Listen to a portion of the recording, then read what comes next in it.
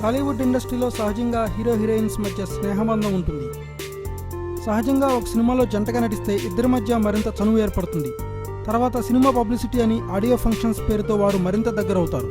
శతమానం భవతి సినిమాలో శర్వానంద్ మరియు అనుపమ పరమేశ్వరన్ జంటగా నటించారు. సరిగ్గా వీరి మధ్య కూడా ఇలాంటి బంధమే ఉందని టాలీవుడ్లో గుసగుసలు వినిపిస్తున్నాయి. తాజాగా ఒక వార్త మళ్లీ వీరి గురించి ఫిల్మ్నగర్లో హల్చల్ చేస్తుంది. అనుపమ సినిమాల ఎంపికలో హీరో సలహాలు సంప్రదింపులు తీసుకుంటుందని, ఇందువల్లే 2 క్రేజీ సినిమాలు వదులుకుందని తెలుస్తోంది.